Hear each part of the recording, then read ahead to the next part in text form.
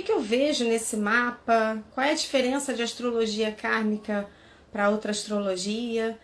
Né? Então, assim, primeira coisa é a gente entender o conceito primeiro. Então, a astrologia kármica, ela é baseada na reencarnação, nas leis cósmicas, né? E principalmente na lei de causa e efeito. Então, a primeira coisa é isso, a gente tem que ter uma visão ampla, né? Tem uma visão de entender esse processo, esse ciclo reencarnatório. Então, tudo no mapa é o mesmo gráfico, tá? Que a gente tem, que a gente traz, que a gente estuda. Só que a interpretação é mais profunda, tem uma outra visão, um pouco mais ampla, né? Assim, a gente vai buscar aquilo que a gente não entende quando a gente para ali na infância, né?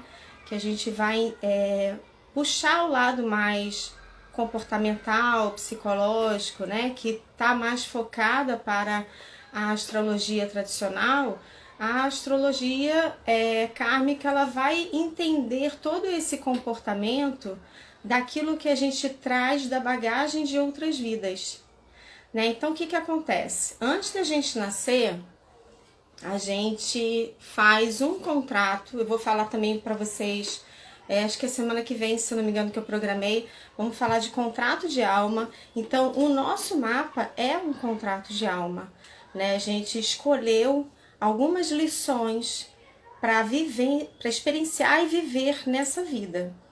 Então, antes da gente nascer, a gente teve lá uma conversa com os senhores do karma, onde a gente assinou esse contrato e resolveu que ia nascer naquele dia, naquele horário e naquele local, sobre aquele céu. Então, dentro dessa configuração, tudo tem ali um potencial para a gente desenvolver. Só que assim, 80% das pessoas não conseguem desenvolver na sua totalidade o seu mapa astral, né? Então, quando a gente vem com todo esse potencial. Eu vou falar de várias outras coisas aqui, vou falar também de livre-arbítrio, né? Porque quando a gente fala karma, a gente tem aquela ideia de algo muito pesado, né? E não é. Então, primeiro a gente vai entender o que é astrologia kármica, né? Qual a diferença. Então, tem esse contrato, né? Que a gente vem, que a gente vai passar por aquelas situações para poder aprender algo. E aí esse que é o ponto, é o aprendizado, porque tem um foco de evolução. A astrologia kármica, ela foca muito nesse processo reencarnatório, onde a gente vai passar por uma evolução. E eu vou falar também da evolução dos signos mais para frente para vocês. Boa noite, pessoal que está chegando. Sejam bem-vindos. Eu tô dando uma esquentada aqui, que eu tô esperando o pessoal chegar. A gente tá falando de reencarnação, falando de contrato de alma. Então, o que acontece? A gente nasce ali naquele céu, né, sobre aquelas influências. E aí a gente, na astrologia kármica, a gente vai trabalhar essas questões do passado. Então, ela tá baseada na reencarnação. Entender agora aqui o que é karma e o que é dharma, né? Então, karma, a gente normalmente fala assim, essa pessoa é meu karma, né? Eu vivo isso na minha vida porque só pode ser karma, isso é kármico. E a gente usa muito isso no sentido negativo da palavra, né? Mas, na verdade, a gente tem o karma e o dharma. Então, o karma vem do k, que é QR, que significa agir, ação, ação e reação, que me leva para um resultado. Esse resultado me traz um aprendizado. O Dharma, que vem de Dar, ele já tem a ver com uma sustentação. É algo que me sustenta. Essa sustentação tem a ver com aquilo que me faz ser o que eu preciso ser. Então, na verdade, é o que eu chamo, que eu falo muito nas minhas consultas, sobre a missão de alma, aquilo que você veio fazer, aquilo que você veio como missão para poder evoluir. Então tem esses dois pontos aí que a gente vai estar falando.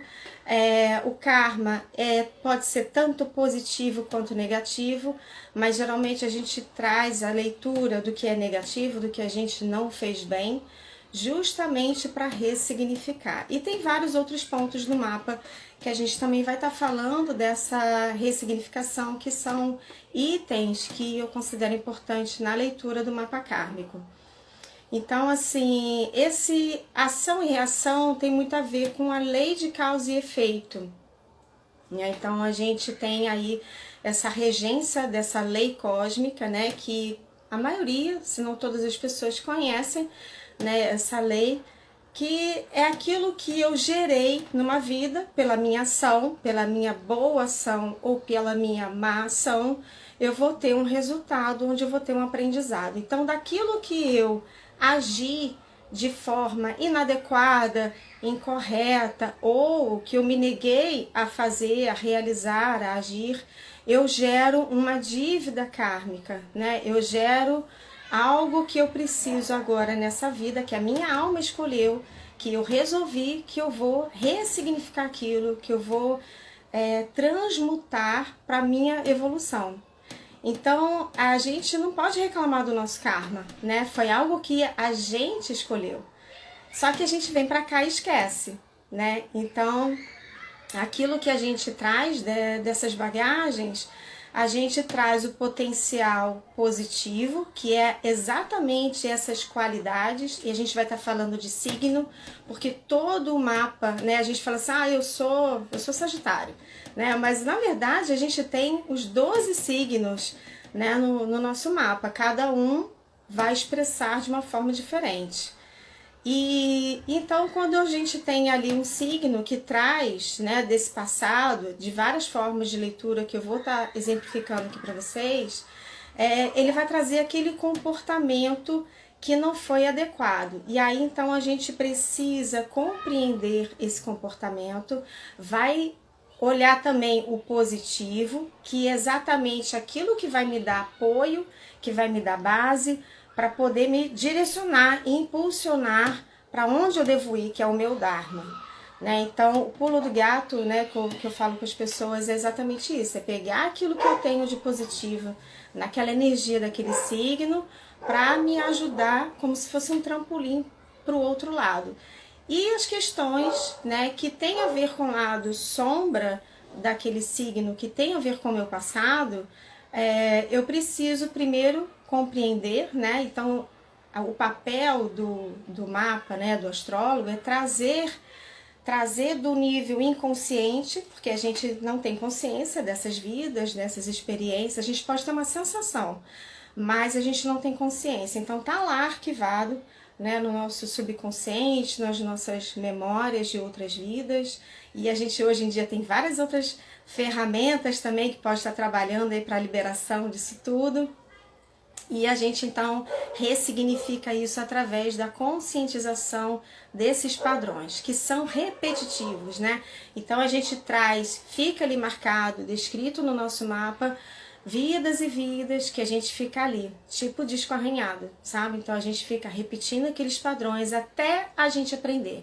Então é bem a roda de Sansara, né? A roda da vida e da morte, da reencarnação, mostra isso. E a gente vai experienciando cada signo como se fosse uma sala de aula. Então, numa vida eu venho, escolho aquele padrão para limpar, para ressignificar, para poder avançar. Né? Então, a gente vê muito isso onde? Nos eixos da Lua, que para quem conhece a astrologia, a gente está falando de nodos lunares ou cabeça e cauda de dragão, nos planetas retrógrados, que tem relação também com esse nosso passado, com os signos interceptados, com as casas de água, né, que fala muito do nosso emocional, do nosso inconsciente, das nossas heranças, das nossas raízes, e também marca ali como foi a nossa última vida, como foi a nossa última morte, né? Então são traumas, principalmente da Lua, que a gente traz para poder mudar toda essa história, né, para poder evoluir. Então, quando a gente pega essas energias, esses pontos do mapa que tem a ver com o nosso passado, em nível inconsciente, como é que a gente traz isso, né? Então, tudo no universo, ele é regido pela lei do magnetismo, né? Do eletromagnetismo. Então, eletro, eu estou emitindo, e o magnetismo eu estou atraindo, né? Então, todos os planetas, eles têm essa energia de emitir e de atrair. Então, quando eu tenho um padrão de outras vidas, né, seja no eixo da Lua, seja no planeta retrógrado, eu estou atraindo pessoas e situações para poder reviver aquilo num outro nível de consciência, uma nova experiência, como se fosse uma nova oportunidade, né? Então a gente vai reviver aquilo para poder avançar. Então, boa noite, pessoal que está chegando. Vou trazer aqui para vocês alguns exemplos, coisas também muito importantes para falar, que eu também sempre falo nas consultas, é a questão do livre-arbítrio. Então, assim, o que é o livre-arbítrio e o que é aquilo que eu tenho que passar, né? Ou pagar, como a gente fala, né? Tô pagando um karma. Então, na verdade, a gente tem aquelas questões ali que precisam ser trazidas, né, para nosso nível consciente, mas a gente pode, dentro do nosso nível de consciência, usar aquilo da forma como que a gente considera mais correto. E aí é que está o nosso nível consciente que faz as nossas escolhas, né? E aí entra, depois eu posso numa outra live falar aqui para vocês sobre liberação de crenças do subconsciente, tá? Que é uma coisa que ajuda muito na interação com o mapa. Então aqui a gente traz algumas questões para poder ressignificar e transformar. Então a gente tem os nodos, né? Que eles vão estar mudando a cada 18 anos, de ciclos em ciclos, né, a cada 18 meses e repetindo a cada 18 anos.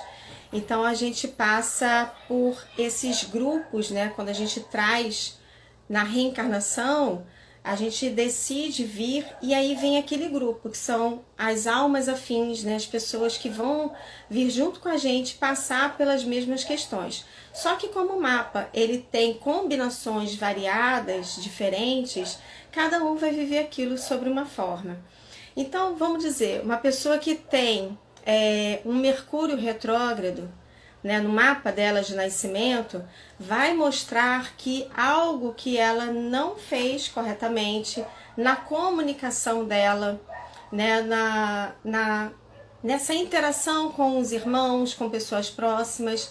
E aí o que ela vai fazer? Inconscientemente ela vai atrair essa situação novamente para a vida dela, né? Essas pessoas, essas situações, a comunicação dela que estava ali deturpada tende a trazer esses ruídos e ela precisa nessa vida então aprender a organizar os seus pensamentos, porque ela tem algumas instabilidades, algumas confusões, algumas dificuldades de tomada de decisão, né? Então, para cada planeta vai ser um tema. Eu posso falar, eu estou falando Mercúrio, que é um dos mais conhecidos, né? Mas a gente tem também Vênus retrógrado, vai falar pra gente sobre relacionamentos kármicos. Então a pessoa escolhe nessa vida reencontrar os seus relacionamentos, seus casamentos, suas parcerias, né?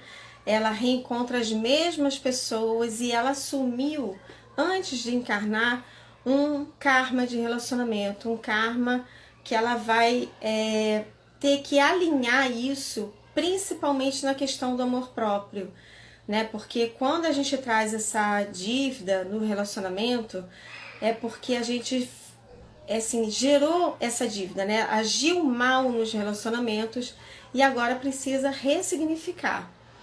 Então essa pessoa vai ter a oportunidade de reencontrar essas pessoas do passado para poder limpar essas questões, né? E aí ela vai precisar primeiro é encontrar o amor próprio delas, né? Para poder, então, ter uma congruência. Porque o que acontece? A pessoa vem para essa vida com um grande ideal, com um grande sonho de se realizar no relacionamento. Mas, inconscientemente, ela se auto-sabota, trazendo, repetindo os padrões das outras vidas para poder ultrapassar aquilo. Então ela vai esbarrar sempre naquele ponto, é a história do disco arranhado. Vai voltar sempre naquele ponto onde ela parou lá atrás, né? E aí vai ter que ressignificar tudo aquilo, vai ser uma depuração que a própria pessoa escolheu, né? Então o que é importante ela alinhar esses dois lados, né? Porque não tem uma congruência. Ao mesmo tempo que ela quer se realizar, ela acaba atraindo pessoas e situações que não têm a ver com aquele padrão que ela deseja. E ela vai entrar, é o que o pessoal fala do que tem dedo podre, né? Que eu ouço muito isso das pessoas que têm isso, eu tenho dedo podre, gente, que acaba sendo uma crença também, né? Então ela precisa, nessa vida, primeiro de tudo, é aprender o amor próprio, né, para depois ela levar esse novo valor, esse novo entendimento dos relacionamentos dela para essa vida. Então a gente está falando assim de planetas pessoais, né, que são mais próximos a gente, mas existem também aqueles planetas que são os transpessoais, que tem a ver com as gerações. Então são grupos, né, afins que reencarnam naquele mesmo período e que vêm com aquelas questões, né, para poder mudar, que tem mais a ver com a responsabilidade do coletivo. Então a gente tem, por exemplo, Plutão retrógrado, né, Saturno retrógrado, Urano retrógrado, Netuno retrógrado, né? Então Saturno ainda é interpessoal, ele ainda não chega a ser um transpessoal, mas ele é o pai do karma, né? Então ele é super importante, principalmente quando ele está no movimento retrógrado, né? Que ele mostra pra gente onde a gente não foi responsável nas nossas vidas passadas. E o Saturno, gente, é aquele planeta que vai assim cobrar, sabe? É o nosso pai interno rigoroso que vai ter aquela conversa ali tete a tete com a gente, que vai falar assim: e aí, como é que é? O que você vai construir nessa vida? O que você deixou para trás nas outras vidas? O que você teve e não teve uma estrutura, uma responsabilidade? O que você vai, que de muitas e muitas vidas, tanto Plutão quanto Saturno, são aquelas experiências, né, onde a gente ficou ali, ó, por muitas vidas, procrastinando, deixa para próxima, não vou resolver agora não, deixa para próxima. E a gente foi acumulando, acumulando, acumulando, e aí quando vem, principalmente quando tem um Plutão retrógrado, é onde a limpeza é mais profunda, e aí acabam vindo, a gente acaba trazendo as grandes crises, né, que são verdadeiras perdas, que a gente acaba sentindo bem essa dor do Plutão, né? Então são coisas que a gente trouxe ali muito do fundo da alma para serem ressignificadas, que tem relação com o Escorpião, que eu vou falar também desses signos aí que são considerados mais kármicos, tá? Então, no Saturno, a gente fala, eu falo muito assim, você tem que fazer as pazes com Saturno. Já fez as pazes com Saturno? Com seu pai interno aí rigoroso? Então, esse pai interno, né, ele vai ter essa conversa com a gente, que é um grande professor, que é um condutor kármico, que vai levar a gente desse padrão de outras vidas para o nosso norte, né, para nosso Dharma. Então essas lições de Saturno são super importantes da gente aprender, e a gente tem que estar assim de ciclos em ciclos, né, olhando de acordo com os trânsitos que vão mostrar pra gente essa evolução do nosso karma, de como a gente está evoluindo do karma para o Dharma, né. Também, além dos trânsitos, a gente tem as progressões secundárias, que podem estar mostrando também esse novo direcionamento, né, de como a gente está evoluindo dentro das energias do mapa. Os eclipses também, quando ativam os nossos graus. Então tudo isso vai trazendo para a gente mais clarificação, né, mais luz, mais consciência e mais evolução. Então, assim, o Saturno, a gente precisa ver onde a gente vai estruturar na vida. Ele é esse professor que a gente realmente precisa se agarrar ali para poder avançar.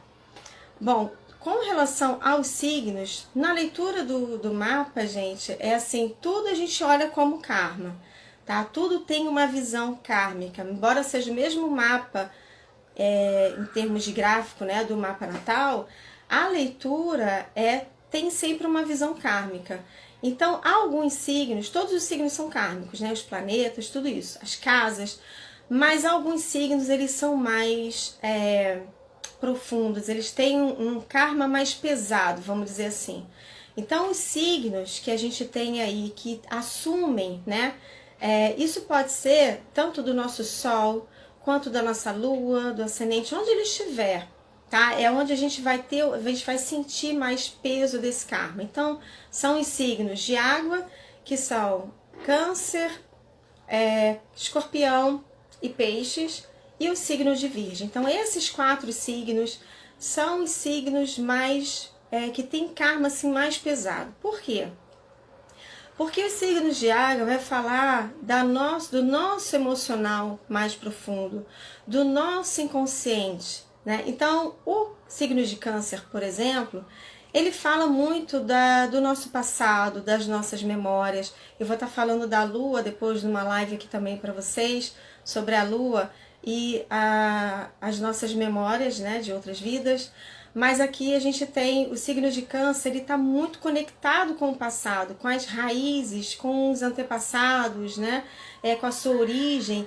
E ele tem naturalmente essa ligação, esse olhar muito para o passado, inclusive das vidas passadas, né? Eu tenho até algumas experiências aqui, porque minha filha está até aí na live, ela é escorpiana, né? Assim, tensa. Então, como eu estava falando, é o Câncer e o Escorpião. Então, o Câncer, o signo de Câncer, né? Ele tem uma memória, assim, muito forte, né? E eu lembro quando meu filho tinha uns 3 anos, uma vez ele falando assim pra mim: ô mãe, por que eu não tenho dente de ouro? Eu queria ter aquele dente de ouro e aquela barba, porque eu usava chapéu. E aí quando, né, eu estava só ouvindo aquilo, mas na verdade ele estava descrevendo uma vida passada dele, que tá realmente ali no mapa dele, que marca uma vida passada de senhor de engenho, ali muito descrito pelos padrões do signo de Leão. E então o signo de Câncer ele tem essa memória muito forte, né? Do passado, e fica ali preso muitas vezes nessas memórias, prolonga a infância, né? Fica muito tempo ali, até mesmo das infâncias das outras vidas. Tem um karma que a gente traz aí, algumas pessoas têm, que é o nó do sul, né? Que tem a ver com os nossos padrões antigos. Eu falo que é o karma do Peter Pan, que a pessoa está ali presa na infância, nos padrões, na família, no ambiente familiar, né? Então a pessoa tem uma dificuldade de avançar para a vida adulta, né? Então o signo de Câncer ele fica ali muito preso nas memórias passadas, né? Ele é regido pela Lua, então tem a ver com esse passado. Deixa eu dar uma olhada aqui nos comentários. Então aqui a gente estava falando, quem tem ascendente em Câncer. Ascendente em signos de água geralmente tem que aprender a filtrar, gente, porque meu ascendente também é Peixes e a gente absorve tudo, as emoções, né, do inconsciente também, as emoções do ambiente do outro. Eu tenho ascendente em Câncer, eu sempre acho que alguém que eu amo vai morrer quando eles saem de carro. Então, isso aí com certeza é uma memória. Isso pode estar descrito lá na sua casa 8 ou na casa 12, que tem a ver com as mortes, né? Que tem a ver com a dissolução das coisas. E também a casa 4 que fala do final de ciclo. Mas então, por isso que essas casas, né, esses signos de água, eles têm uma relação muito forte aí com o nosso passado, né? Bom, o signo de Escorpião, que é também um signo de água, ele também traz um karma muito pesado, porque ele traz a lição mais difícil pra gente, né? Mais difícil para o ser humano, que é o desapego, né? É a morte. Então o escorpião, ele passa diversas vezes na vida dele pela experiência da morte. Então o escorpião, ele tem a ver com morte, transformação, regeneração e cura, né? Então é um signo realmente muito intenso, muito profundo, que assumiu para essa vida fazer uma limpeza muito profunda das suas emoções, né? Das suas emoções, dos seus apegos, de tudo na vida. Então ele acaba passando por muitas mortes. É a Fênix, né? O escorpião, que é regido por Plutão, tem essa energia da Fênix, né? Então ele assumiu, falou assim, nessa vida eu realmente vou depurar profundamente, intensamente. E qual é a purificação máxima que a gente tem na vida? É a morte, né? Então acaba com tudo, limpa tudo, zera. Então ele é extremista, né? Ele é essa intensidade toda. Então ele escolheu para essa vida passar por muitas mortes, né? Então quem tem o Sol, a Lua, sente muito isso o tempo todo, né? O ascendente, ou quem traz aí também algum Plutão retrógrado, ou então nos nodos, né? Aí também assume uma difícil lição, né? Que precisa ter coragem, né, gente, para assumir um karma tão pesado assim. Então Plutão é isso, ele faz essas limpezas, né? Ele tem a limpeza kármica pela morte que é uma morte simbólica, é uma morte que são as crises, né? Passam por crises, pode passar por muitas perdas também. E então é isso, ele veio aprender a desapegar. Então quanto mais, quem tem muita energia aí de escorpião, quem tem muito signo de água, quanto mais desapegar, gente, melhor. Mais rápido, tá? A evolução, o crescimento. Outro signo também é o signo de peixes. Esse é o último signo do zodíaco, né? Então, dentro dessa evolução dos signos, a gente inicia lá em Áries, aí vai para Áries, Touro, Gêmeos, Câncer, Leão, Virgem, Libra, Escorpião, Sagitário, Capricórnio, Aquário e Peixes. Então lá quando chega em Peixes, é quando dentro dessa roda da evolução, não querendo dizer que um signo é mais evoluído, ou que essa pessoa é mais evoluída do que a outra, mas é na experiência, porque a gente volta diversas vezes, né? E a gente escolhe qual é a limpeza que a gente vai fazer. Pelo nosso contrato de alma, a gente vai fazer isso. Então, o Peixes, a energia do peixe, falando como essência, tá, do signo, é quando já passou por todas aquelas experiências e aí finalmente ele vai dissolver o ego, né? Por isso que ele está associado ao inconsciente coletivo, ele está associado ao servir de uma forma muito desinteressada, muito altruísta, muito filantrópica, muito espiritual, né? Então o signo de peixes, ele tem a ver com isso, com essa doação, e tem a ver com sacrifício, autossacrifício. E aí às vezes as pessoas não entendem por que você se curva tanto, né, pisciano? Por que você fica aí se humilhando ou assim aceitando tudo dos outros, né? Então tem dificuldade de dizer não. Então quem tem energia de peixes aí sabe bem o que eu estou dizendo, né? Então na verdade é porque o peixes, né, ascendente peixes, lua em peixe, algo forte assim, peixe, já entendeu que para poder fazer essa transgressão, né, essa evolução para o espírito, transgredir da matéria para o espírito, o único caminho é o caminho do servir. Né? Então ele faz isso com alegria, com satisfação e às vezes até mesmo com autossacrifício, porque ele já se desprendeu do ego, né? Ele já soltou o ego. E aí muitas vezes ele sofre, né? Que a gente fala que é um signo que traz muito sofrimento, que fica ali, né? Assim, na dor, né? Tem até um karma que eu falo que é o karma da dor, que vem com esse passado de peixes muito forte.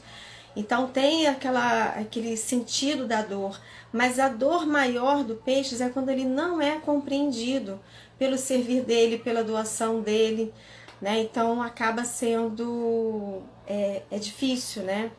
Mas aí depois que ele entende que ele pode fazer isso de outra forma, né? Porque todos os signos eles têm o lado luz e o lado sombra, e aí nesses padrões de outras vidas que a gente traz, a gente aprende muito isso, né? Precisa aprender a pegar esse lado luz, a trazer como apoio para poder impulsionar, para poder fazer esse salto aí, esse salto quântico, né? Essa expansão de consciência, para impulsionar para ir em direção lá do Dharma, né? Então, esse nó do sul, que tem a ver com o eixo da lua. Na verdade, o que é esse eixo? Que a gente fala também de cabeça e cauda de dragão, né? São dois pontos fictícios do céu, tá? São dois pontos de energia quântica. Então, é quando cruza a eclíptica da lua com a rota aparente do Sol. Então marca ali dois pontos que tem a ver com o nosso passado e tem a ver com isso que a gente veio fazer agora, né? Então esses padrões de outras vidas que a gente vai trazendo, tá tudo marcadinho ali nesse sul, na cauda. E a cauda a gente precisa deixar para trás. Mas vai deixar para trás o quê? Aquilo que não nos serve mais, né? Então são esses padrões antigos que a gente vai deixar para trás e que precisam ser ressignificados, mas a gente passa por aquilo de novo, né? Atrai aquelas situações até a gente aprender. Já viram que fica aquela roda que fica ali passando o tempo todo e a gente é testado e a gente fala, tô passando por uma provação, né? Exatamente por isso, que é para poder, em camada por camada, aprender para poder saltar e ir pro Dharma. E usar essa energia do Dharma para fazer você ser o que você veio ser. E o que você veio ser? O Sol. O Sol é o eu sou. O Sol é quando a gente ultrapassa, assim, é a nossa alma, a nossa consciência, nosso self, né? É o caminho da iluminação, é a nossa energia vital. Então é importantíssimo a gente realizar a energia do nosso Sol, o comportamento do nosso Sol, os padrões do nosso Sol, para que a gente evolua também, né? Então nessa vida é o que você veio ser, né? O eu sou é muito importante, é a nossa autoridade, é aquilo que a gente veio trazer como um propósito de vida. Então quem vai direcionar isso pra gente também é essa cabeça, né? É o fazer ser aquilo que você veio ser. Então tem essa relação, também tem relação com aquele ponto mais alto do nosso mapa, que é o meio do céu, que é o nosso destino, né? Para aquilo que a gente vai em busca, a nossa alma vai em busca, né? Então a gente tem um ponto de partida, né? Que é lá esse passado, desses padrões, e onde a gente vai para um destino. E quem é o nosso trem condutor, o nosso professor condutor é o Saturno, né? Então a gente tem que fazer as pazes com esse pai Saturno aí, né? Que é um grande professor e que pode nos trazer duras e difíceis lições, que é esse pai interno nosso que a gente traz, que nos auto-sabota, né? Que procrastina. Então quem tem aí muito...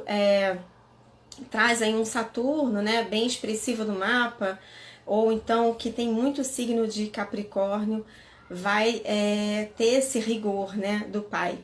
Então, voltando aí para o signo de Terra, a gente tem o quarto signo kármico, né, que é considerado mais pesado, que é o signo de Virgem, que é exatamente o oposto do signo de Peixes. Então, esse aí é considerado o último signo pessoal, né, onde a gente desperta para o servir, para entrar depois em Libra, onde eu começo de fato a me associar ao outro, né? Eu já não sou mais eu sou o outro também, né? Então tem esse olhar, quando a gente olha para o nosso outro, né? Que é o nosso parceiro, que é outra pessoa que não sou eu, que sai, que é o oposto da minha individualidade. Né? Então o Virgem é quando a gente já começa a entender que eu preciso fazer alguma coisa de útil para servir as pessoas, né? Então eu começo a fazer essa limpeza muito através do trabalho, através do servir, e tem a ver também com as nossas depurações do corpo físico, da saúde, né? Então, aquilo que a gente acumulou também de outras vidas. Tá, deixa eu dar uma olhadinha aqui. Boa noite, pessoal que tá chegando. Eu tô falando sem parar. Eu acabo não olhando pra cá, gente, porque eu me distraio. Marcita, é a roda de Sansara. A gente fica ali, né, girando, girando, girando. Libriano nunca dá sorte no amor. A maioria dos que eu conheço, inclusive eu. Então, tem que ver isso. Tem que ver Libra, tem que ver a casa 7, tem que ver a Vênus, né, que rege aí, como é que tá esse regente. Se tem nodos aí também em Libra, então precisa ver, às vezes a lição tá aí, né? E aí precisa mergulhar mais nesse assunto. Minha mãe é de peixes, então peixes é o servir mesmo, né? Tem uma energia muito assim, tem dificuldade de dizer não, quando diz às vezes se sente culpado, né? Então carrega realmente assim, é uma coisa que tem a ver até com essa energia mais da era de peixes, né? Da era cristã, que é do auto-sacrifício, né? Da gente estar ali até se ajoelhando, se humilhando muitas vezes. Então é uma forma de limpeza através do amor incondicional de peixes, que peixes têm, né? Através da compaixão, através desse amor universal do servir pisciano, né? Então é uma forma de limpar muito forte, né? E que muitas vezes é mal compreendido. Tá? E Leão com ascendente em Escorpião, né? Então o eu sou tá em casa, né? O Sol em Leão tá em casa, tá ali domiciliado. E Escorpião, bom, não vai mostrar muito. Eu tenho até um vídeo, gente, no YouTube falando sobre o ascendente também, como um escudo, né? Como a nossa máscara social, que é uma pergunta também que as pessoas fazem muito de depois de 30 anos eu deixo de ser o Sol e passo a ser o ascendente. Ascendente é a nossa personalidade, né? Aquilo que a gente mostra para os outros. E são padrões, né? São comportamentos que a gente assimila no momento do nosso nascimento na primeira infância. Então a gente pega aquela informação do nosso ambiente e principalmente do ambiente familiar, né? Que quando a gente é bebezinho a gente está ali. Mas esse momento do nascimento, como foi o parto, tudo isso tem a ver com o nosso ascendente. Então esse que inclusive é o ascendente que nos traz para essa encarnação, né? Que é o nosso corpo físico. Então ele tem, no momento da nossa respiração, no momento que entra o ar nos pulmões, deu início ao processo encarnatório dessa vida, né? Então aí abre um novo ciclo. O momento do nosso nascimento é importantíssimo, porque é nesse momento que a gente vai lutar pela vida, e de acordo como foi isso, é como você vai lutar em todas as vezes que você vai abrir ciclos, novos ciclos importantes, e também como quando você se sente ameaçado, sabe aquela situação assim de eu tô nascendo, então eu tenho que lutar para ser alguém, a minha individualidade, de vir ao mundo, né? Porque a gente sai de onde? Lá da barriga da mãe, no quentinho, eu sou tudo, né? E tudo sou eu. Então tá tudo ali dentro da barriga, não tem uma individualidade, né? Eu sou aquele universo e aquele universo sou eu dentro da barriga. E aí quando a gente nasce, a gente passa então a ter uma individualidade, mas a gente luta para isso. Então, de acordo com as coisas que estão, que coisas, né? Planetas e signos, né? Porque das energias que estão ali é que vai descrever como foi esse nosso nascimento, que é muito importante para que a gente entenda as nossas reações também de quando a gente se sente ameaçado na vida, né? Que é esse padrão que a gente vai colocar, né? E às vezes a gente fica ali num padrão que não é tão bom pra gente, principalmente quando a gente tem o sol, né? Porque a gente veio ser esse sol, eu sou, né? A gente veio ser esse sol. E às vezes o ascendente, numa situação que a gente se sente assim pressionado, né, ou se sente inadequado, a gente fica com aquele padrão ali e deixa de mostrar a exuberância da nossa autoridade do nosso Sol. Né? Então a gente precisa trabalhar também essas questões do nosso ascendente para colocar esse Sol para fora da nossa autoridade, né? Para poder também estar alinhado com o propósito de vida. Deixa eu ver mais aqui. Sou touro, lua em leão, ascendente leão. Então, ascendente lua, você mostra o que você sente. Né? Então, o ascendente é aquilo que a gente está mostrando. Existe uma estrutura básica, né, que eu já usei muito nos atendimentos, que é aqui, por exemplo, pegando o caso aqui da Marcita, né? Eu sou touro, a lua em leão e o ascendente leão. Então, você mostra aquilo que você sente, né? Mas você mostra diferente do que você é, porque você mostra uma energia mais expansiva, mais agitada, né? Mais que gosta desse movimento, né? Dessas explosões, que tem a ver com a sua lua, essa coisa mais empolgada. Mas o touro ele gosta de uma coisa mais lenta, né? Mais sossegada, mais calma, mais tranquila. Então, isso às vezes a gente encontra nessas estruturas essas contradições, assim, né? Que nós somos muito complexos, né? O ser humano é muito complexo. E ainda por cima a gente tem aí, se a gente for olhar, são signos que são fixos, né? Então eles têm realmente uma quadratura aí, né? Na energia do touro e do leão tem isso, né? Que é essa tensão, que é isso que te faz crescer também, que te tira da zona de conforto, né? Então é isso, olha, leão ascendente em Áries, então é fogo e fogo, né? É explosivo, então traz muita liderança, né? Aí o ascendente em Áries é uma liderança pioneira, e o ascendente em Áries, todos os signos, né? A menos que tenha signo interceptado, que é outro ponto também que a gente vê na astrologia kármica, né? Então os signos geralmente estão encaixados nas suas casas, estão domiciliados, né? Então isso fica mais reforçado, né? As energias. Bom, aí a gente tem os signos interceptados, né? Como eu estava falando. Nesses signos interceptados é algo que a gente também não viveu muito bem e que fica aí oscilando. É como se a gente não tivesse muita consciência daquela energia do mapa e que agora acaba trazendo isso também. E se eu tenho um signo, se eu tenho um planeta nesse signo que não está ali descrito na casa, na linha, né? Que tem assim as linhas, né? Vocês já viram que nas casas são áreas da nossa vida, de diferentes áreas da nossa vida, e cada linhazinha daquela que a gente chama de cúspide tem um signo ali que ocupa, né? Essa casa. E aí, quando tem um signo que não está ali, ele está perdido, engolido dentro de uma casa, a gente não tem consciência dessa energia. E às vezes a gente tem um planeta que está ligado, né, que está ocupando ali nesse signo. Então isso tem a ver também com outras vidas, né? Algo que a gente também deixou para trás, ou não viveu, ou viveu de forma errada, e aí precisa também ajustar, né? São coisas que a gente vai calibrando aí, né?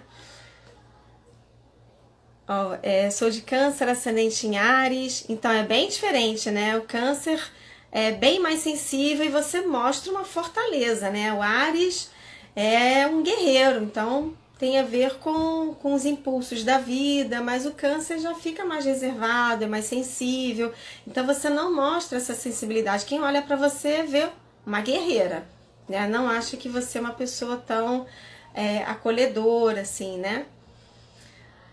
Isso, vem fazer o mapa, vamos fazer o mapa. O mapa mostra muita coisa. Então, uma das coisas que as pessoas mais me perguntam é assim, o que eu vejo no mapa, né? O que tem ali no mapa kármico? E aí eu posso falar muito da minha experiência também para vocês. Tem experiência assim de várias pessoas, né? Mas é aquela história de que quando eu tenho consciência daquilo, que eu entendo esses padrões, né? A gente começa a trabalhar isso. Então, às vezes tem situações, como eu falei, no relacionamento, às vezes são padrões de karma, de nível de consciência familiar, então precisa trabalhar esses padrões de família. E quando a gente ganha consciência disso, que a gente sabe quais são esses padrões, né, que a gente traz repetitivos, a gente precisa ressignificar isso, fica muito mais fácil. É muito mais fácil do que a gente ficar ali batendo cabeça, sabe? O tempo todo vivendo aquilo. E tem outras coisas também, tá, gente, que eu trago aí no mapa, que a gente pode ver também, que são dois pontos, assim, que eu falo que são pontos de frustrações, além do Saturno, né? Que é aquela coisa assim, que é lento, que a gente demora a desenvolver, porque a gente acumulou muita coisa. Saturno tem a ver, parece uma âncora, sabe? Aquela coisa assim que a gente fica ali paradão e que demora um tempão. Saturno, ele anda muito bem com o tempo, assim, com a idade. Ele funciona muito bem na maturidade. Mas tem outros pontos, assim, de frustração que a gente precisa também resolver. E a gente vai ver isso no Quiron e na Lilith, né? Então, Quiron, ele tem a ver com as nossas dores de alma, né? E aí eu fiz até uma vez uma live sobre Quiron, que eu acho assim muito, muito importante, sabe? E de Lilith também. Então, assim, Quiron, que é a dor da alma, ele no mito dele, eu falo muito de mitologia, gente, eu amo mitologia. Eu vou falar aqui um pouquinho de mitologia, que eu sei que tem gente aqui que gosta também. Então, assim, Quiron, ele nasceu e logo no nascimento dele, ele foi rejeitado pela mãe, né? Então, ele nasceu aquele ser metade homem, metade cavalo, né? Então, ele passou pela rejeição da mãe, ela olhou aquele ser e achou monstruoso, né? Então a primeira dor dele é a rejeição logo de quem? Da mãe, né? Que é uma coisa muito profunda, né? É uma dor muito forte. E aí ele foi então criado, né? Ele foi educado por Apolo, que ensinou para ele todas os conhecimentos das ervas, né? Da cura. Então ele se tornou um curador. Né? Então ele adquiriu todo esse conhecimento que recebeu de Apolo. E ele ficava ali escondido, né, numa gruta, e até que ele desenvolveu um conhecimento, né, chegou a uma maestria, e ele se tornou depois o treinador de heróis, né? Então ele foi treinador de Aquiles, foi treinador de Hércules, né? Então ele foi treinador de grandes heróis. E aí, só que o que aconteceu? Numa dessas batalhas, né, que estava lá junto com Hércules e tudo mais, ele foi afetado, ele foi ferido por uma flecha que ele mesmo confeccionou, né, onde nessa flecha lá na ponta tinha o veneno da Hidra, né, que era um monstro que o sangue dela tinha um veneno mortal. E aí ele é atingido então por essa flecha, né, na coxa. E o que aconteceu? Bom, ele era um ser, né, imortal. Ele era imortal e foi atingido por essa flecha, recebendo o veneno que era mortal. E aí o que aconteceu? Ele foi condenado a viver. Se vocês quiserem, gente, eu faço live aqui de mitologia que eu amo, adoro. Ele foi condenado a viver esse sofrimento pela eternidade, né? Então ele ficou ali, por isso que é a dor da alma, né? Então tem a ver com a dor tanto psicológica, emocional, né? Da rejeição, tem a ver com esse padrão de rejeição, o padrão da inadequação, né? Porque por isso que ele ficou lá escondido, ele foi, né, visto pela própria mãe como um monstro, né? Assim, uma coisa horrenda, aquela coisa. Então ele traz um sentimento, né, uma sensação de inadequação. E ele traz também a ferida física, né, que é atingido por essa flecha. Então ele buscou todo o conhecimento dele, né, para poder curar isso daí, ele não conseguiu. Então, dentro tinha um outro mito aí paralelo, né, que aconteceu, onde um outro Deus que também foi condenado, depois eu conto essas histórias todas para vocês, tá? Então, um outro Deus que estava condenado também a viver a eternidade, né, que era Perseu, que tem lá toda uma história do fogo, que a humanidade roubou o fogo lá do Olimpo e aí ele defendeu. Então tem toda uma história assim, que eu conto depois para vocês, mas aí ele foi condenado também. E aí, para ele ser liberado, né, porque a humanidade pediu para que ele fosse liberado desse castigo, né, que foi dado por Zeus, ele teria que, algum deus teria que dar a imortalidade dele, oferecer a imortalidade dele, para que Perseu fosse então liberado desse castigo, né? Esse castigo ele ficou pendurado, né? Então quem gosta de tarô ficou pendurado, que é a carta do enforcado, ficou lá pendurado, onde todos os dias a águia de Zeus vinha comer o fígado dele, depois a águia ia embora, e o fígado é um órgão regenerador, né? Então ele regenerava todas as noites. Então durante o dia a águia vinha, comia o fígado e regenerava à noite. Então também foi outro deus que ficou condenado, né, a sofrer pela eternidade. E aí o que aconteceu? A grande compaixão de Quiron, que ele tem também relação com o signo de Peixes, né, e Sagitário, ele viu aquele sofrimento, né, de Perseu e falou assim, já que eu tô aqui sofrendo, né, eu vou então oferecer, e ele vai ter essa oportunidade, né, eu vou oferecer então a minha imortalidade, porque eu também não aguento mais sofrer dessa ferida aqui, que fica aqui purgando a eternidade toda, né. Então aí ele, né, ofereceu, só que Zeus ficou assim, tão comovido, né, com esse ato dele de amor incondicional, né, de oferecer a imortalidade dele, que foi então que ele honrou Quiron e transformou ele na constelação de Sagitário, né? Então liberando ele desse sofrimento, né? Ele morreu, mas ele não morreu assim em vão, ele foi e se transformou, né? Recebeu essa homenagem e se transformou na constelação de Sagitário. Então, o Quiron, gente, ele tem a ver... Aí eu adoro mitologia, eu começo a falar, a falar que se deixava falando do mito de todo mundo. Então, ele tem a ver com isso, né? A dor da nossa alma tem a ver de onde a gente tem a experiência das outras vidas, que a gente foi rejeitado, que a gente tem medo de ser rejeitado, que a gente se sente inadequado, e onde a gente vai ter esse Quiron, a gente vai amenizar essa dor, dessa ferida da nossa alma, através desse servir, né? Através desse amor incondicional, desse amor universal, oferecendo isso para alguém ou para as pessoas, né? Então, a gente acaba atraindo, né, a mesma situação, as mesmas histórias, pessoas que têm a mesma dor que a gente. Então vamos dizer, quem tem um Quiron lá na casa 10, que é a casa da profissão, a dor da alma dessa pessoa é a carreira, é ser reconhecido profissionalmente.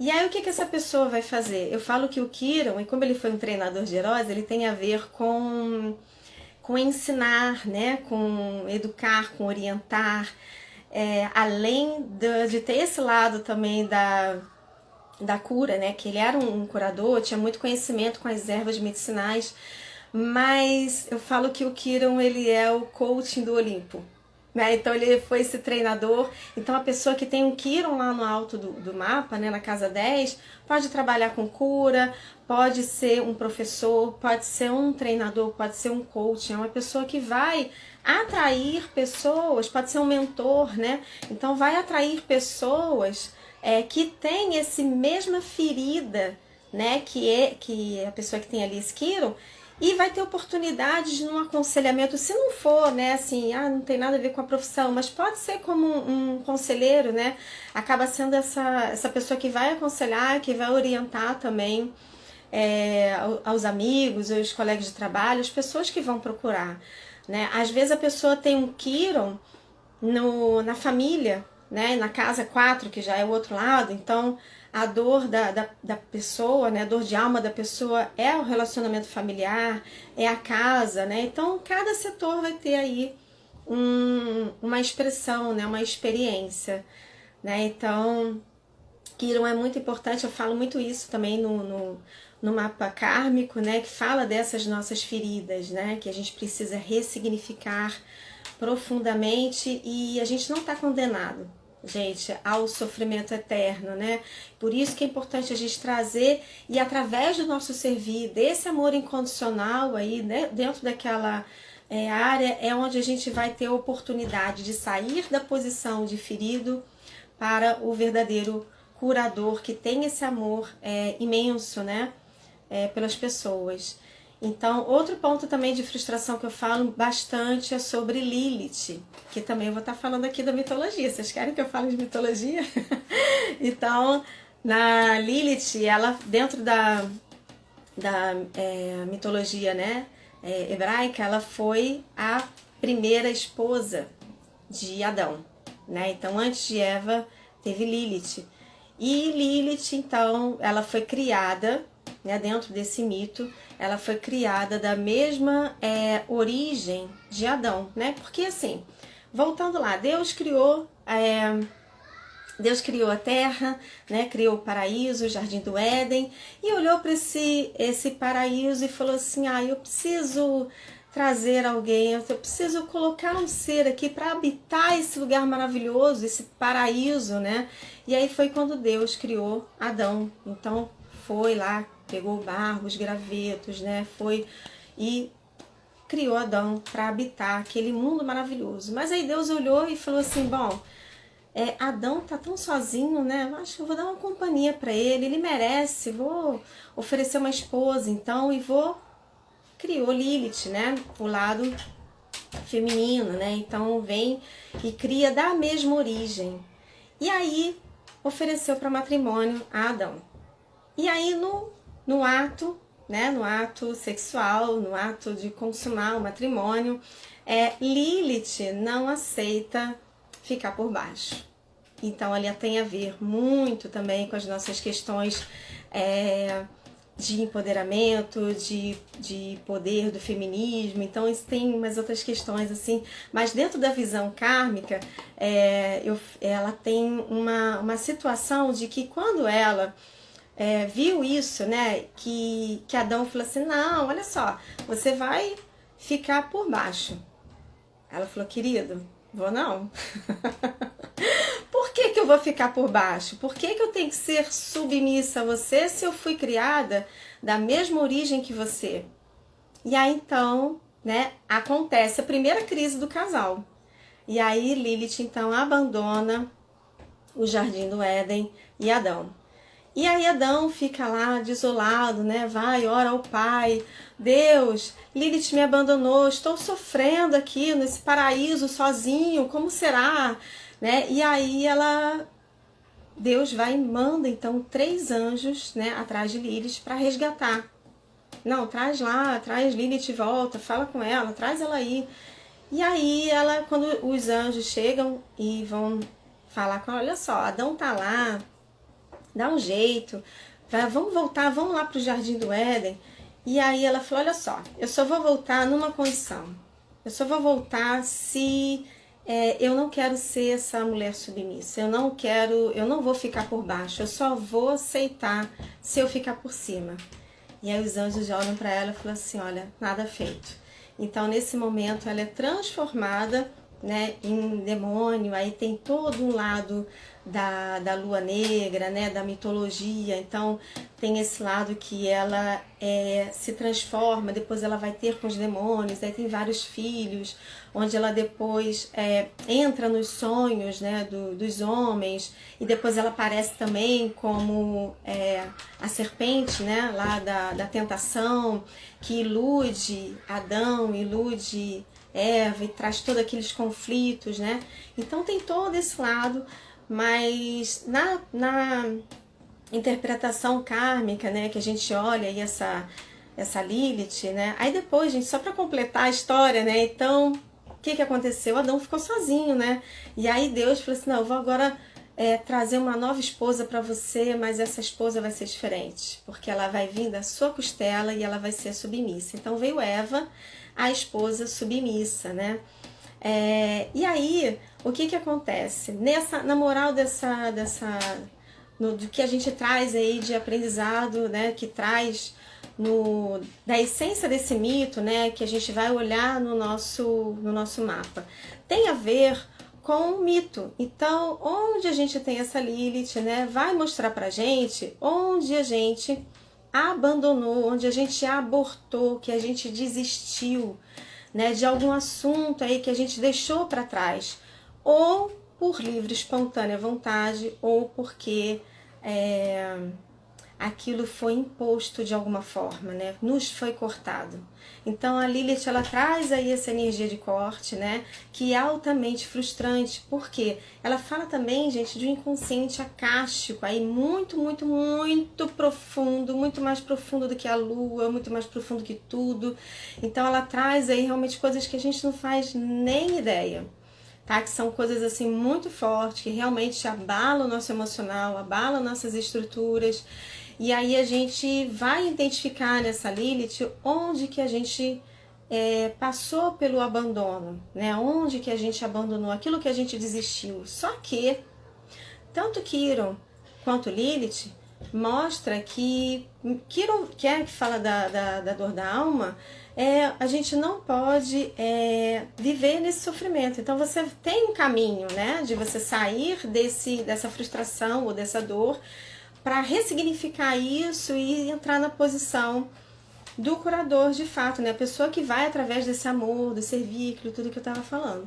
E Lilith mostra também que onde você não pode desistir, é onde você tem que continuar, por mais frustrações que você passe, que você não pode desistir, porque por baixo de toda essa frustração existe um grande potencial de realização. Né? Então, o que acontece? De tempos em tempos, através de trânsitos, né? Através de eclipses, coisas que acontecem que vão ativar ali aquela energia, aquele ponto da Lilith, vai dar aquela estremecida, algo vai acontecer, né? E a gente vai ser testado. Então, naquele momento, a gente pode experienciar uma situação em que a gente tem essa dificuldade aí, né? Ou que a gente vai ser testado. Deixa eu ver se essa pessoa vai desistir, se ela tá firme mesmo, né? Então, onde a gente vai trazer essa tendência, né? É como se a gente voltasse para essa vida ainda com algum resquício muito inconsciente, como eu disse para vocês, bem profundo, e a gente acaba tendo que, sabe assim, tudo que vem do nosso subconsciente, a gente manifesta, a gente atrai, a gente magnetiza para validar aquilo que está lá guardado, né? Então vem como teste. E a gente passa de novo por essas situações, né, onde a gente vai ter oportunidade, né, de fazer diferente, de transmutar aquilo. Então Lilith, ela fala muito disso. Por exemplo, quem tem Lilith, né, na casa dos filhos, que é a casa 5, essa pessoa pode ter abandonado filhos ou pode ter abandonado amores, né? Ela tem a ver também com a questão da traição. Então, alguns posicionamentos, alguns signos que encontram ali, ela pode também estar falando de um passado de traição, que a pessoa, ou a pessoa traiu, ou a pessoa foi traída. E aí nessa vida ela tem uma dificuldade de confiar. Ela tem uma dificuldade de se entregar nos relacionamentos, né? Ela fica ali meio pela metade, ou muitas vezes ela acaba desistindo, né? Igual Lilith que abandonou Adão. Mas também pode trazer esse lado dela mais da ilusão, mas também da maldição, né, que tem todo esse lado aí muito profundo. Ela tem a ver também com passados de pessoas que mexeram com magia, né, as bruxas do passado, com todo esse lado aí obscuro, né, oculto, que a pessoa, que naquela Lilith ali a gente vai identificar que mexeu.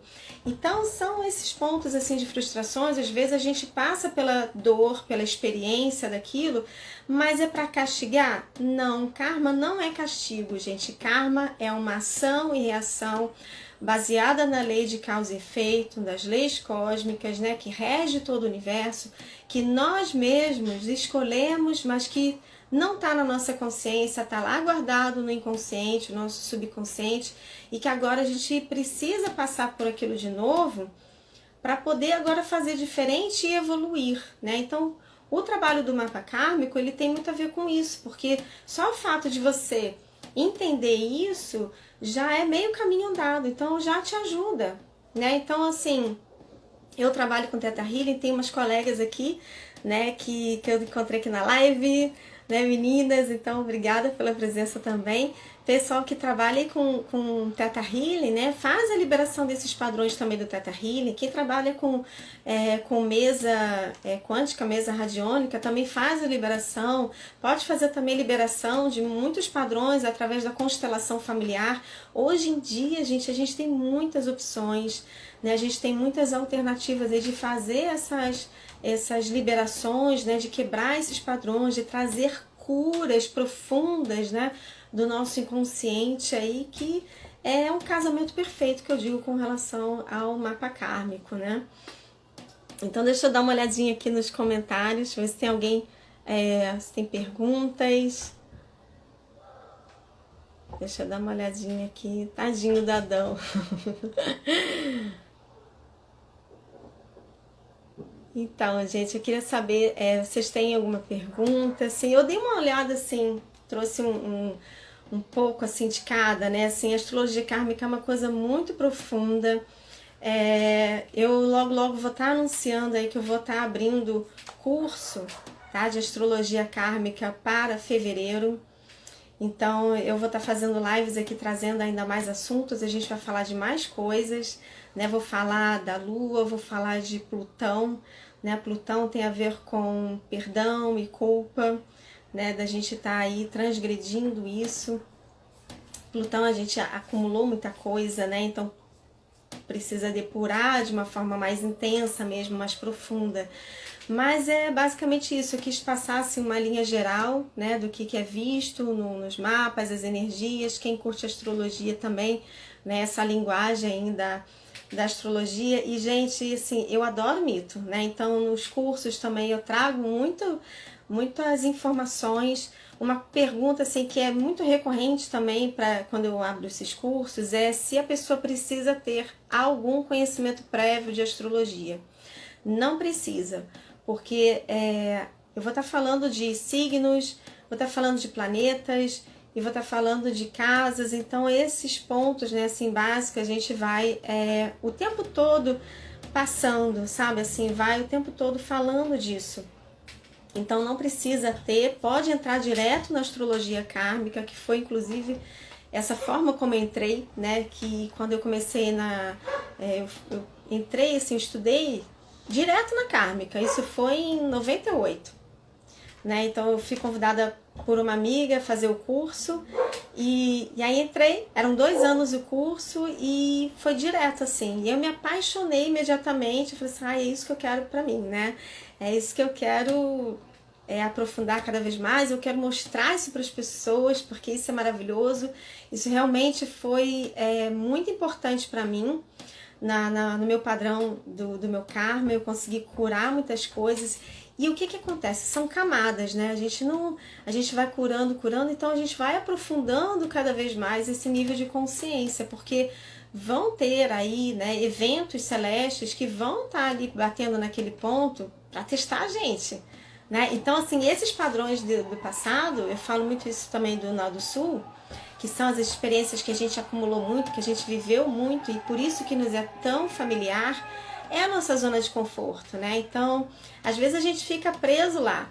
Eu gosto de associar muito também esses 12 signos, né? Que são 12 signos, são 12 salas de aula, são 12 experiências de vidas, né? Que a gente vai trabalhando aos 12 trabalhos de Hércules. Eu amo mitologia. Então, dentro desses 12 trabalhos de Hércules, tem uma dinâmica que eu vou deixar aí para vocês refletirem, tá? Só pra gente aqui já fechar a live. Então, falando dentro dessa mitologia aí, de Hércules, né, dos 12 trabalhos de Hércules, um dos trabalhos, ele tinha que matar o leão de Nemeia, que era um leão imortal. Então Hércules, ele recebeu a tarefa, né, de uma das tarefas era entrar na gruta e matar o leão de Nemeia e levar aquela couraça para fora da gruta, né, para provar que ele matou o leão.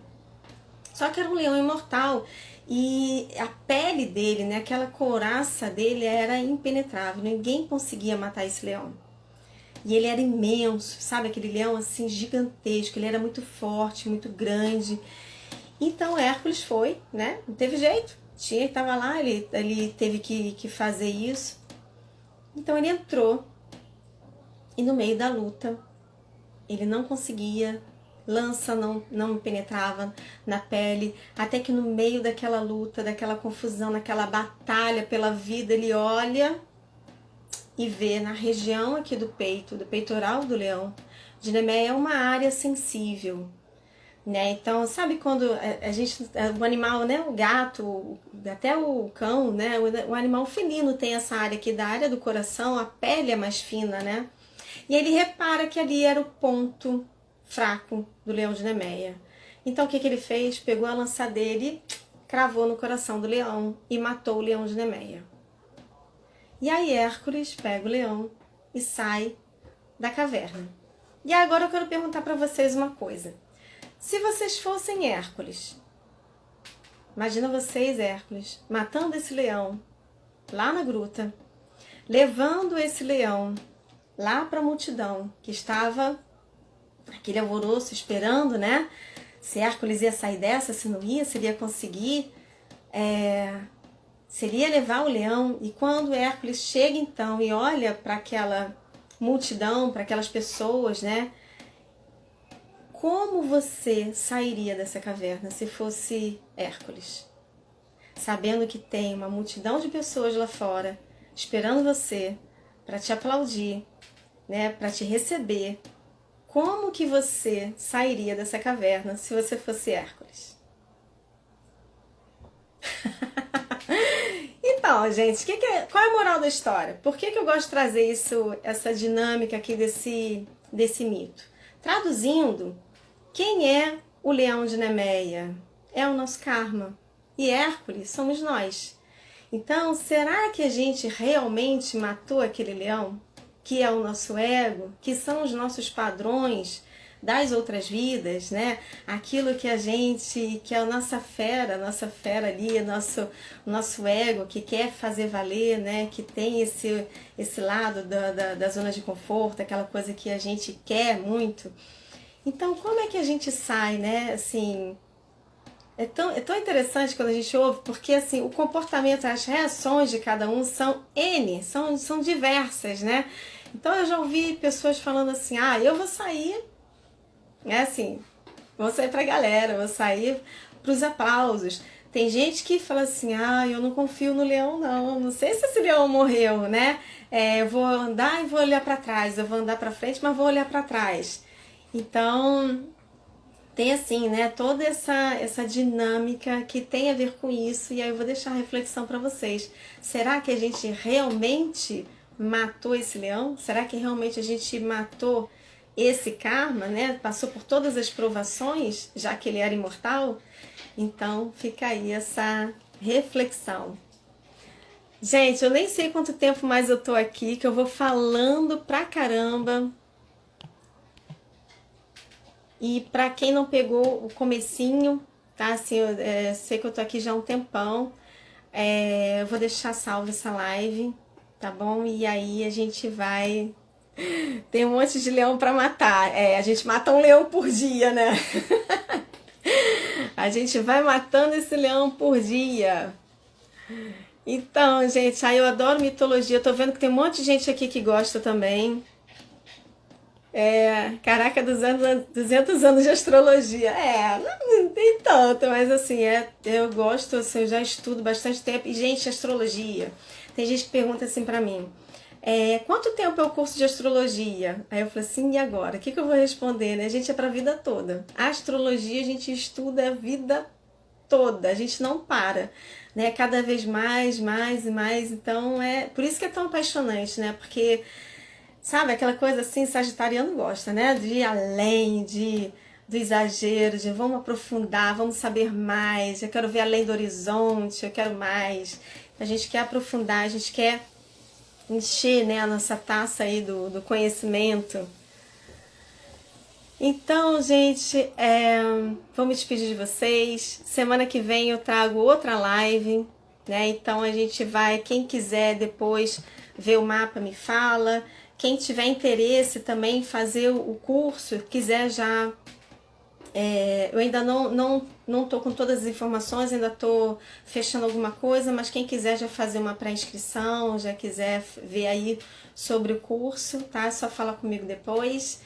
E quarta-feira que vem eu trago outra live para vocês, que aí, gente, eu vou trazer, olha, semana que vem vai ser contratos de alma e relacionamentos kármicos, tá? A gente vai falar um pouquinho de alma gêmea também. Eu já falei sobre esse assunto aqui, um assunto que todo mundo gosta, mas a gente vai falar, vou acrescentar umas coisinhas a mais aqui para vocês, umas novidades, tá bom? E a gente vai falar sobre isso que a gente gosta de falar de relacionamento, né? Quem é da turma daqui das lives de tarô, então, das lives de tarô, do templo de Afrodite, né? A gente gosta desse assunto, tá? Então, é pra gente entender realmente as nossas relações, e relacionamento kármico não é só relacionamento amoroso, né? Relacionamento kármico pode ser de todo tipo, pode ser o relacionamento familiar, pode ser o relacionamento no trabalho, né, profissional, social, de todas as formas, tá bom? Então, quarta-feira que vem estou aí, 21 horas. Muito obrigada por esse momento, muito obrigada por compartilhar, por estar aqui comigo e pela participação de vocês. Boa noite, beijo grande. Até a próxima, gente. Beijo, tchau, tchau.